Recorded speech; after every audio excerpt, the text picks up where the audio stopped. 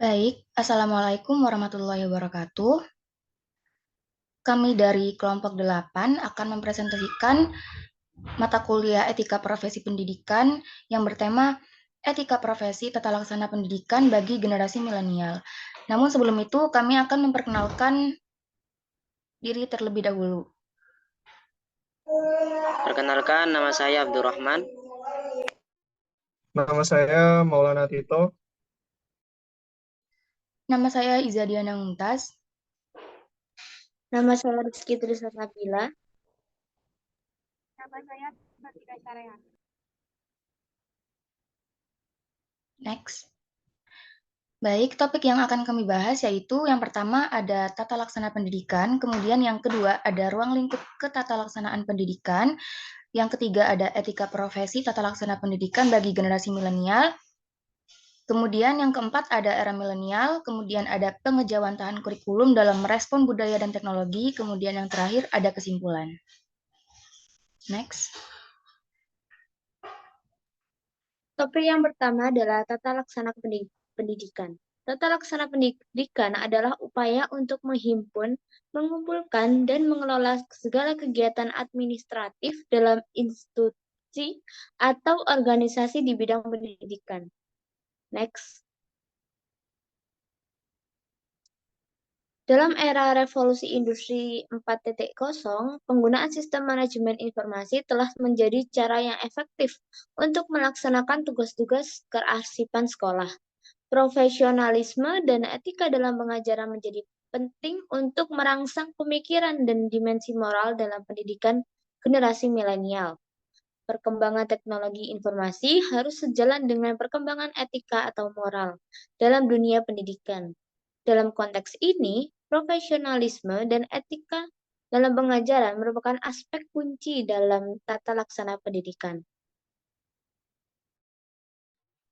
Kemudian yang selanjutnya ada ruang lingkup ketatalaksanaan pendidikan. Prinsip manajemen sekolah bisa dinilai cukup kompleks. Manajemen pendidikan juga sering disebut sebagai manajemen administrasi. Hal tersebut dapat diartikan sebagai keseluruhan proses kegiatan manajemen mulai dari pengumpulan, pencatatan, pengelolaan, penggandaan, pengiriman, dan penyimpanan semua informasi yang dibutuhkan sekolah. Next.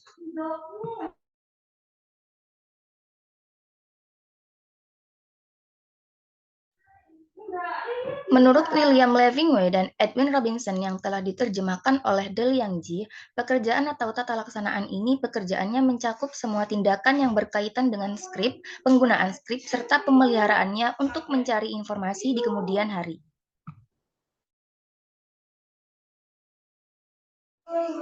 Oke, selanjutnya etika profesi tata laksana pendidikan bagi generasi milenial. Profesi tata laksana pendidikan memainkan peranan penting dalam membentuk generasi milenial yang berkualitas.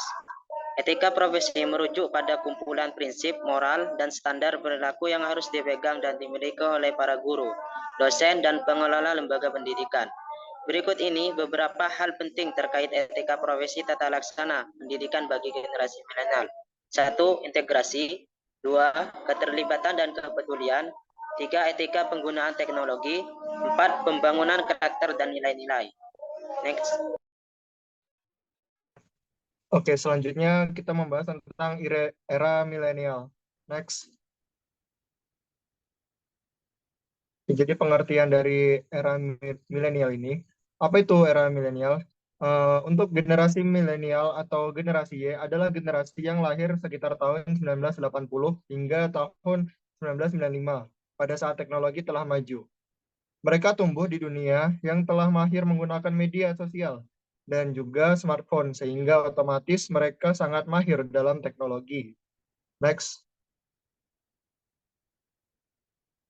Lalu, pada umumnya, milenial merupakan anak-anak yang berasal dari generasi baby boomers. Akan tetapi, terkadang milenial disebut pula sebagai generasi eco boomers.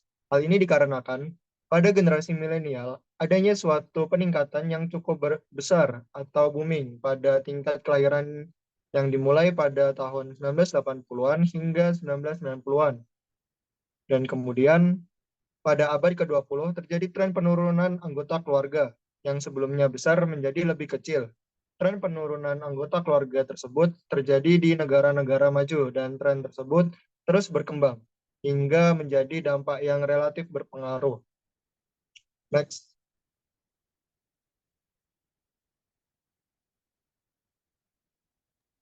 Baik, di sini ada pengejawantahan kurikulum dalam merespon budaya dan teknologi. Untuk merespon budaya dan teknologi yang terus berkembang, kurikulum harus terus diperbarui dan disesuaikan agar relevan dengan kebutuhan masa kini. Berikut adalah beberapa contoh pengejawantahan kurikulum dalam merespon budaya dan teknologi. Pertama, ada integrasi teknologi dalam pembelajaran. Yang kedua, ada pengembangan keterampilan digital.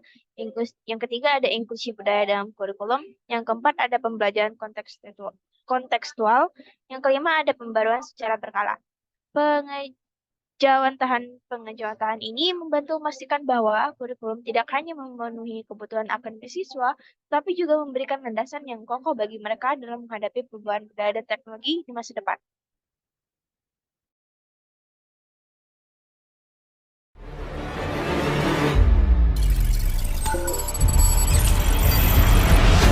Indonesia, negeri dengan 17.000 pulau, siap menjawab tantangan revolusi industri 4.0 di dunia pendidikan melalui digitalisasi sekolah.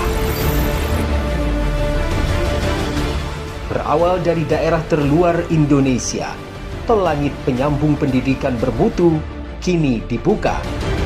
Pembelajaran era baru diciptakan dengan karakter berpusat pada siswa, multimedia, kolaborasi, pertukaran informasi, serta berpikir kritis. Rumah Belajar hadir menjadi penyedia konten digital pendukung pembelajaran bagi semua. Melalui fasilitas gawai terpadu di sekolah, seluruh siswa dan guru kini dapat mengakses portal Rumah Belajar dengan 8 fitur utamanya. Sumber belajar, buku sekolah elektronik, bank soal, laboratorium maya, peta budaya, wahana jelajah angkasa, kelas maya, serta pengembangan keprofesian berkelanjutan. Rumah Belajar, belajar lebih asik di mana saja, kapan saja, dengan siapa saja. Akses informasi terbuka dalam pembelajaran di sekolah seluruh Nusantara dengan memanfaatkan dana BOS afirmasi dan BOS kinerja.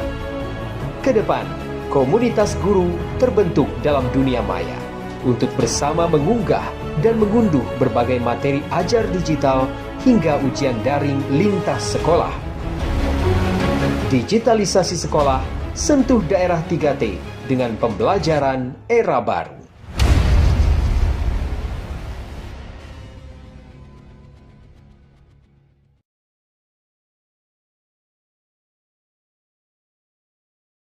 Mungkin bisa langsung di next. Nah, kesimpulan di sini ada bagi para pengajar, penting bagi mereka untuk mengembangkan etika profesi dalam menghadapi siswa generasi milenial, bahwa proses pembelajaran telah mengalami perubahan besar. Kurikulum yang diadopsi juga harus mengikuti perubahan tersebut dengan cara menanggapi teknologi yang digunakan baik dalam proses pembelajaran di dalam kelas maupun dalam mengembangkan manfaat pembelajaran sepanjang hidup. Sebagai pengajar yang baik, mereka juga harus memperbarui pengetahuan dan keterampilan agar dapat melatih siswa tidak hanya dalam hal kognitif, tetapi juga dalam membentuk individu yang berintegritas.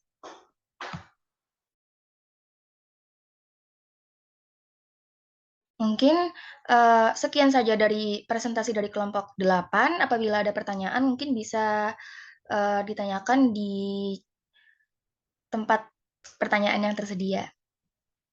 Mungkin hanya itu dari kami, kurang lebihnya mohon maaf. Wassalamualaikum warahmatullahi wabarakatuh.